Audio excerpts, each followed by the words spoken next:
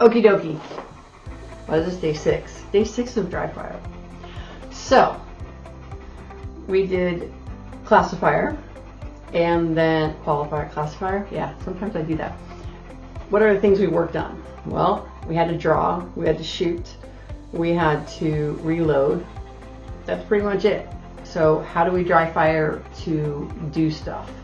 Well, one of the other things that I haven't worked on yet is trigger control. And why am I holding my front sight, rear sight here? So I can talk about what we're looking for with trigger control. We're gonna look at our front sight and we're gonna get our front sight down and try to get it center of the little black notch that's on the back of our gun. Ta-da! Right? Front sight, that's bump on the top. Rear sight, that notch on the back. Look familiar now? Because you know, some people look at the bumps, some people do not. So anyway, I'm gonna line my sights up and then I'm gonna squeeze the trigger. The goal is, when the gun is empty and this is dry, I'm moving my finger with keeping these in line. For those of you who are newer to shooting or don't know, if I use that target back there for my sighting in, let's say I want to hit that 10, that orange 10 in the middle, my sights kind of look like this as I'm trying to pull my trigger.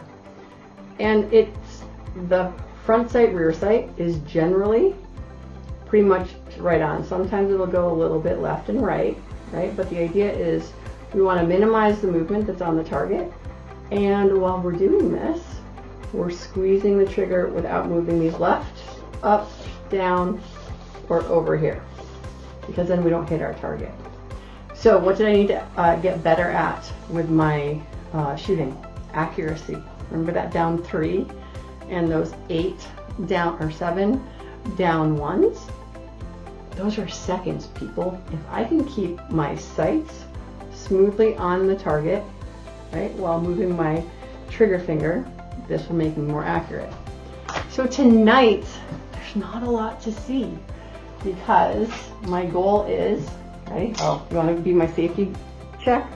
Well, yeah, there's no way, there's no good light to show that. So for my dry fire today, what it is simply, I'm out on target, see my sights, I'm having a hard day today, it's tired, and then just try to squeeze my trigger without moving my sights. Now, my sights are always going to move a little bit. Like there's, you know, as long as you have a heartbeat, your sights are always going to be moving. Let me pick a different target. Alright, so I'm also, because I have to keep closing my eye, noticing the other thing I can do is work on shooting both eyes open. So how do we shoot both eyes open? How do we learn? I close my one eye, I put my finger over something like the lens of the camera. And then I open my eye and I make sure that I can still see the finger that is over the camera lens. For, you know, if you wanted to know. Alright, so up on target, see your sight picture, squeeze. And now I'm just going to move my index finger because what I'm doing is trying to make sure I can move my finger without affecting the sight.